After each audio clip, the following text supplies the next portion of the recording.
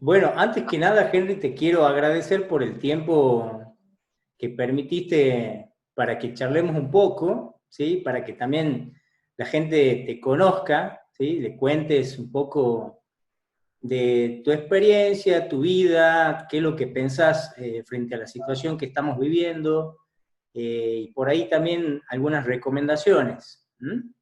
Con mucho gusto. Para Bueno, pues, comenzar, me gustaría, ¿sabes qué, Henry? ¿Podrías contarnos brevemente un poco sobre quién sos, tu experiencia, cómo es el camino que has recorrido hasta este momento? con mucho gusto. Bueno, pues, mi nombre es Henry Barascut. Yo soy mercadólogo. Crecí en la ciudad de Guatemala. Guatemala es el país más grande de Centroamérica. Solíamos ser un solo país hace varios años. Toda la región de Centroamérica se llamaba Unión de Repúblicas Centroamericanas, URCA. Ese era el nombre oficial después del que fue parte del virreinato de la Nueva España. Y pues nos reportábamos como la capitanía de Centroamérica aquí en la ciudad de Guatemala. El virrey estaba en la Ciudad de México. Y pues Centroamérica era ciertamente en tiempo de la conquista parte de México. Pero con la independencia en 1821, pues los países centroamericanos se separaron de México y unos años después se separaron en las 5 repúblicas que ya todo el mundo conoce, ¿no? Guatemala, El Salvador, Honduras, Nicaragua y Costa Rica. En su momento teníamos frontera con Colombia en la parte sur y con México en la parte norte. Pero como ustedes saben, Colombia intercambió Panamá por la isla San Andrés con Estados Unidos y entonces quedó Panamá como un sexto país. Se utiliza mucho la expresión en nuestra región Centroamérica y Panamá, porque somos parte del istmo centroamericano, ¿no? Panamá, a pesar de todo, que es, digamos, un país, te podría decir que está en el medio, ¿no? De las Américas, se integra más con Centroamérica porque tenemos más características en común, más o menos la cultura. Nuestra parte atlántica de la región es caribeña, tenemos mucha gente de color en la parte del Caribe, playas de arena blanca, mares diáfanos y transparentes, cristalinos y pristinos. Y en la parte sur, el Pacífico, pues es la parte que está más desarrollada en la región de Centroamérica. Es donde están nuestras ciudades importantes, nos atraviesa la cordillera.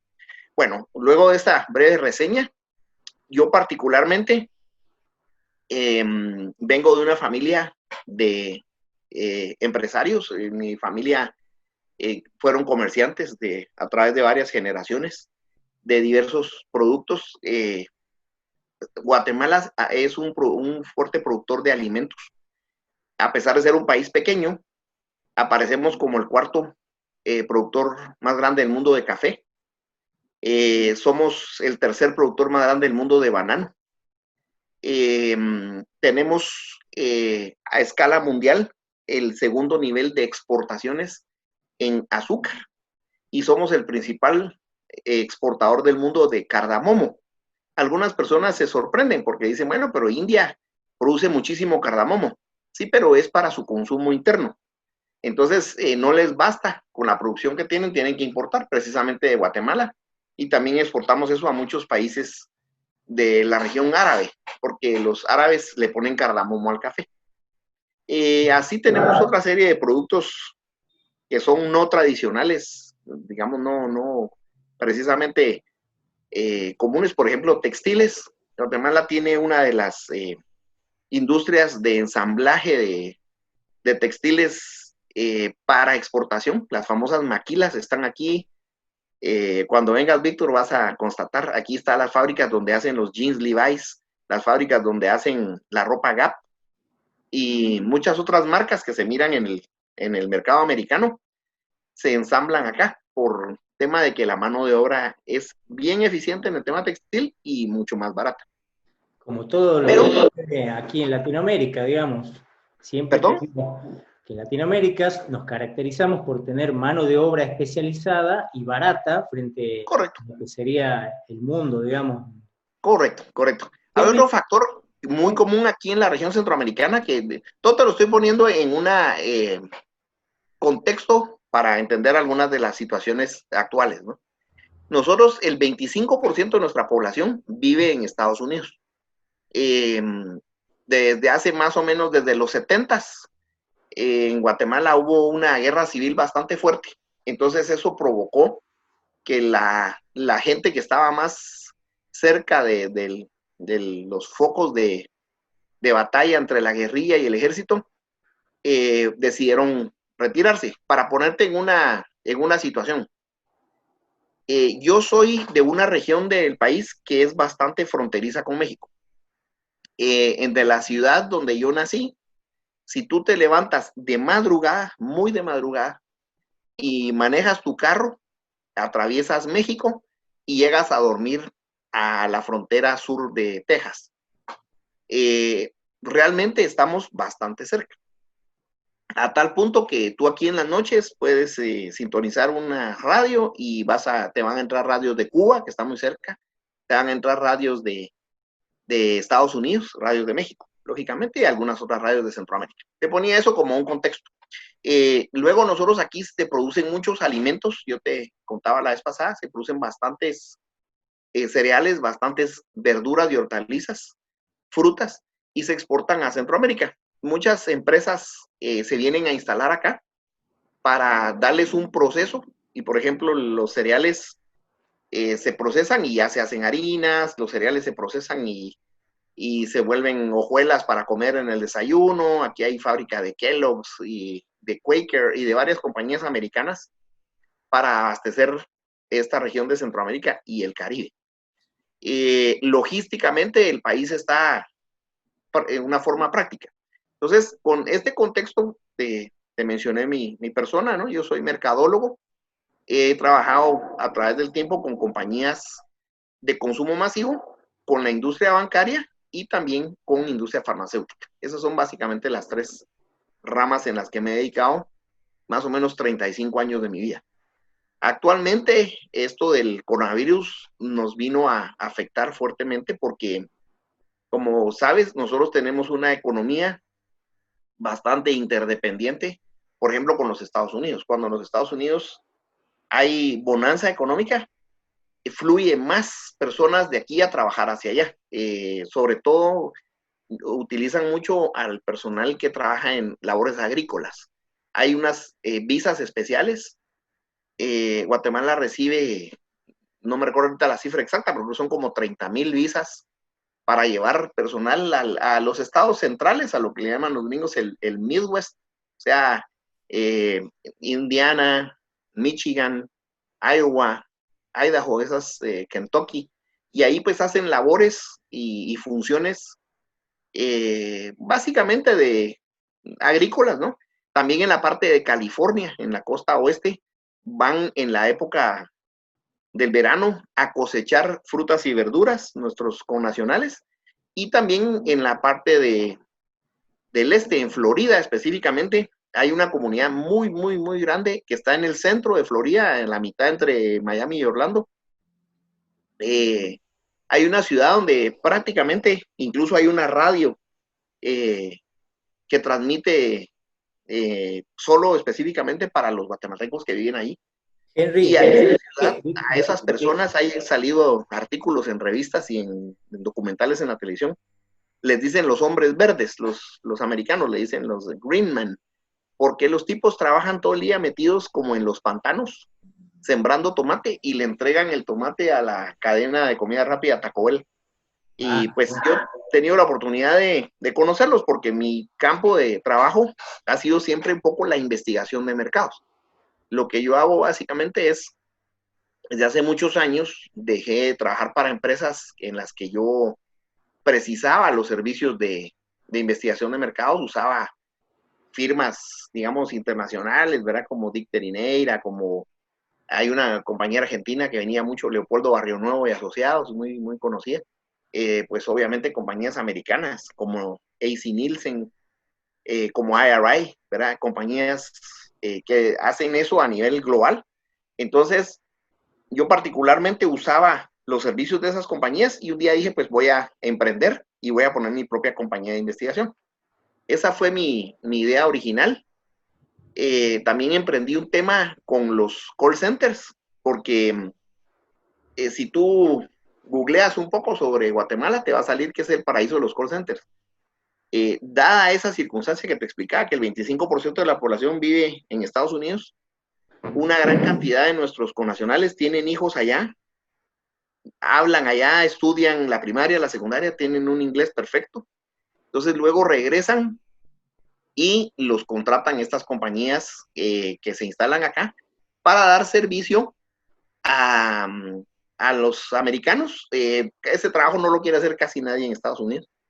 Entonces, por ejemplo, cuando una persona quiere reservar en un hotel o comprar un paseo en un crucero o reclamar por qué no está entrando bien un canal de cable en su casa o que le manden gas porque se quedó sin gas.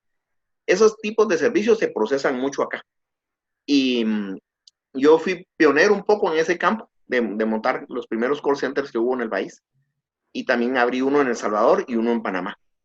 Y pues ese es más o menos la actividad. Y Muy pues bien. te decía que el coronavirus vino a afectar bastante porque la economía americana se resintió. Entonces, obviamente, aquí muchas compañías se resintieron también. Afortunadamente, según el Fondo Monetario Internacional, hay 3 países que se van a ver un poco menos golpeados que los demás en toda Latinoamérica. Es República Dominicana, Paraguay y Guatemala. Y la razón que los 3 somos países que producimos y abastecemos productos que son sumamente necesarios, básicos, a países que están contiguos nuestros que son bastante más grandes que nosotros. Entonces, eso va a permitir que el trabajo se siga dando. En el caso de Guatemala, yo me recuerdo que a finales del año pasado se firmó un convenio con México. Tú sabes que México es súper poblado, tiene 130 millones de habitantes. Y el año pasado se firmó un convenio donde tenemos un tratado de libre comercio con ellos que está vigente como desde el 2002, algo así, tenemos como 18 años de tener un tratado con ellos. Pero el año pasado se amplió específicamente en la sección de alimentos, porque ellos tienen lo que los americanos llaman stockouts o faltas de shortage, ¿verdad? Faltas de producto, específicamente de carne. Entonces, Guatemala y Centroamérica son productores de ganado y nos ampliaron como cuotas para poder exportar hasta 1 millón de cabezas de ganado por año, ganado en pie. Entonces, aquí hay, pues, por el tipo de territorio, clima subtropical, con bastante humedad, bastantes pastos de buena calidad. Henry, ¿y ahí cómo se da el tema de la industria, las pymes, las que manufacturan los productos? Sí. ¿No? Si bien son las que más traccionan en todas las economías del mundo y las Correcto, que más generan empleo, correcto. hoy en día con todo esto de la cuarentena, del coronavirus, ¿cómo se vio afectada ahí? Ok, esa es una excelente pregunta, Víctor. En Guatemala hay un fenómeno que es un poco diferente al promedio de los latinoamericanos según la CEPAL. En la CEPAL dicen que más o menos el 70% de los latinoamericanos trabajan y viven de un empleo y solo 30% emprenden un negocio. En Guatemala pasa exactamente a la inversa. El 70% de la gente es o autoempleado o microempresario. De manera que al ser autoempleado o microempresario, por lo general genera trabajo a otras personas porque él mismo no tiene trabajo, entonces, pero necesita a otros para los procesos, digamos, en que están. Desde comercio, agroindustria, lo que se procesa, y entonces estas pymes, estas pequeñas y medianas empresas, son las que yo me atrevería a decirte que acá particularmente se han visto más golpeadas por el toque de queda, por los horarios, por el que se ha limitado el transporte, etcétera. Y ellos son los que más han tenido que ser creativos para innovar y de alguna manera sobrevivir a estas circunstancias. Por ejemplo, Aquí se estila o se trata tal vez por la influencia de la cultura norteamericana, se come mucho en la calle. Las personas no les queda tiempo para ir a comer a su casa. El estilo, digamos, europeo, que la gente va a almorzar a su casa, se siesta, eso aquí se habrá hecho en el siglo pasado, pero ahora la gente aquí tiene lo que se dice un estilo de vida héctico, se mantienen así corriendo, no les da tiempo de nada, el transporte público no es tan bueno, entonces la gente normalmente la hora de la comida están en el trabajo, en la calle, en las cosas, entonces comen mucho en la calle. Estas pymes han desarrollado muchos pequeños cadenas de restaurantes, a veces de 2 o 3 tiendas nada más, o 4 o 5 tiendas. Comida callejera, ¿verdad? Sí, digamos que se ponen carretas, tipo lo que le llaman los americanos food trucks, donde se ponen a servirte un perro caliente o un emparedado, cualquier cosa así para llevar. Entonces, estas personas ahorita tienen prohibido vender para que la gente coma en ese lugar. Entonces están bastante golpeadas. ¿Qué ha pasado y qué se ha desarrollado? Como el transporte es malo, conectando un factor con otro, mucha gente aquí tiene moto. Como mucha gente la han cesado, aquí también nosotros vivimos un poco el turismo y el turismo está afectado. Mucha pyme se dedica también a vender cosas para los turistas. Aquí vienen muchos cruceros por el lado del Caribe y también pasan unos cruceros por el lado del Pacífico. Entonces esa gente que se dedica a vender artesanías y cosas, pues ahorita no tienen mucho a quién venderle porque no están esos turistas y esa gente pues ha tomado sus motos y se ha puesto a ofrecer el servicio como de entrega a domicilio. Entonces han surgido un montón de compañías que te ofrecen a veces en un anuncio en la radio, a veces por redes sociales o incluso de una manera un poco más formal, de repente ves campañas un poco más serias en medios tradicionales que te dicen que cualquier cosa que tú necesites, ellos te la pueden hacer llegar. Y a mí me ha sorprendido porque están ahora mandándote cosas, no necesariamente solo alimentos. Hay gente que te ofrece enviarte libros, gente que te ofrece enviarte una batería para un carro, que te ofrece enviarte repuestos, un montón de cosas. Entonces tú ves mucho que han empezado a circular mucho estas motos que andan repartiendo. Las motos de reparto prácticamente no tienen restricciones de circulación. Henry, tengo Entonces, una consulta. sí. Con respecto a las empresas, por ejemplo, un poco más grandes como las metalúrgicas, las empresas que están enfocadas en la agricultura, o por ejemplo las empresas que hacen distribución en el sector de logística, camiones, empaquetados y todo eso, que tendrían una estructura un poco más grande que la que vos mencionas ahora. ¿De qué manera vos crees que después que termine esto, o en el periodo final de esta cuarentena, cómo verían ellos el tema de la consultoría, por ejemplo? ¿Cómo tratarían ellos de mejorar, de recuperar clientes o de mejorar sus procesos? Yo te diría que toda empresa pasa por un proceso que tú lo conoces muy bien de la reingeniería. Cuando originalmente se empieza un negocio, se diseñan los procesos y se instalan las compañías con su infraestructura para una serie de parámetros y condiciones que son casi siempre certeros, tienen una certidumbre, siempre están igual. Pero cuando pasan cosas como estas, en esta incertidumbre, yo trato de ver el lado positivo, hay personas que aprovechan esa oportunidad y se, se desarrollan. Hay un caso que yo viví recientemente. Estos que tienen compañías de transporte propio, tú me ponías el ejemplo, logística, los que hacen las exportaciones del azúcar, por ejemplo, que van a los barcos y tal, ellos tienen ciclos, eso es cíclico, y nosotros trabajamos un poco con la estacionalidad del mercado que atendemos, en este caso nuestro mercado principal de destinos es Estados Unidos, entonces, por ejemplo, los productos como el azúcar se consumen más cuando hay frío, es decir, los meses de octubre, noviembre, diciembre, enero, febrero, marzo, en Estados Unidos es cuando están los tiempos más fríos. Es cuando la gente, por su misma nutrición requiere más calorías por el clima y tal. Entonces, y el precio incluso del producto como el azúcar está más alto. Entonces, cuando se trata de cuadrar para que en esa época es que se exporte. Entonces, en esta época que estamos nosotros, que está la primavera en Estados Unidos y el verano, digamos, que va a entrar en unas cuantas semanas, realmente el consumo de esos productos está bajo. La exportación aquí está baja. Entonces, esos camiones y esos equipos, digamos que tienen ahorita un grado de holgura. Lo que ha sucedido es que a gente con mucha creatividad se le ha ocurrido hacer una especie de uberización del transporte. Es decir, han levantado el inventario de los furgones que están disponibles, de qué medidas son, si son furgones de 40 pies, si son de 45 de alto cubicaje, el famoso high cube, o si son camiones open top que tienen la parte de arriba destapada, como aquí se les dice de carrocería.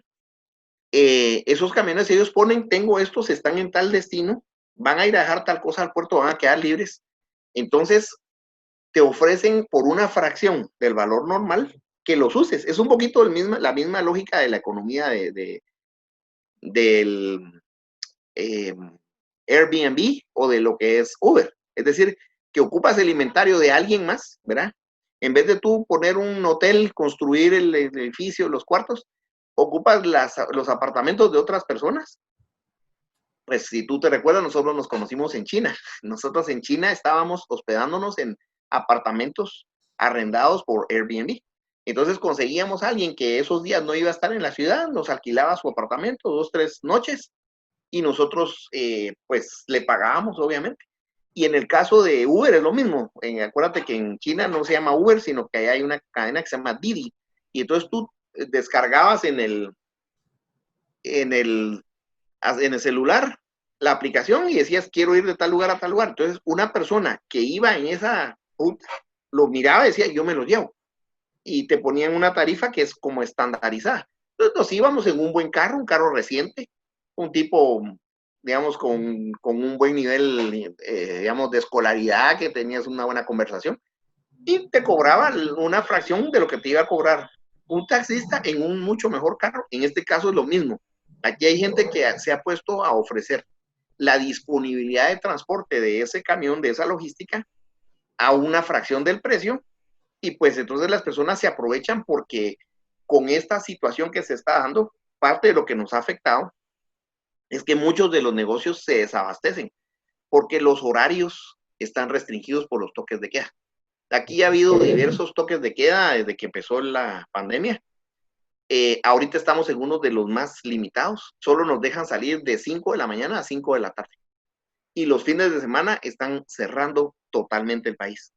Porque supuestamente los fines de semana la gente está socializando, no está haciendo cosas de trabajo. Entonces se estaban subiendo un poco los contagios. A pesar de que aquí nosotros estamos en un país de 17 millones de habitantes y no hemos llegado ni a los 3,000 contagiados y no hemos pasado, creo que, de los 50 muertos. Porque, como algún momento te lo comenté, el presidente del país es médico, entonces él se puso muy drástico con las decisiones, digamos, cerró los aeropuertos, cerró las fronteras, limitó la circulación entre nosotros, nuestra... ¿Me escuchas? ¿Me Sí, te escuchas? escucho. Mira, ya está por finalizar nuestra sesión. Correcto. Ya nos quedan un par de minutitos. La verdad que quiero agradecerte mucho. Ya vamos a ver si podemos hacer una segunda parte. Tengo una serie un ping-pong de opciones para hacerte también, para que la gente te conozca un poquito más aspectos más personales. Okay. Yo te doy dos opciones y vos elegís una, ¿sí? Perfecto. Okay. Vamos con la primera. Okay. ¿Frío o calor? Calor. ¿Asado o tacos? Tacos. ¿Europa o Asia? Europa. ¿Mar o montaña? Mar. ¿Película o libro? Libro. ¿Cerveza o vino? Cerveza. ¿Lejos o cerca? Cerca.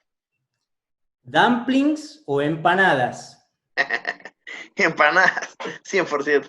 Bueno, Eso es todo, amigo. Te Te agradezco agradezco un mucho, montón Víctor. y en la próxima oportunidad ya vamos a estar ampliando un poquito más de otros temas. Contá conmigo, amigo. Un abrazo. Un abrazo grande, cuídate mucho, ¿no? Saludos a todos los que me están escuchando. Bendiciones para ustedes. Chao, amigo. Un Chao. abrazo grande. Igual.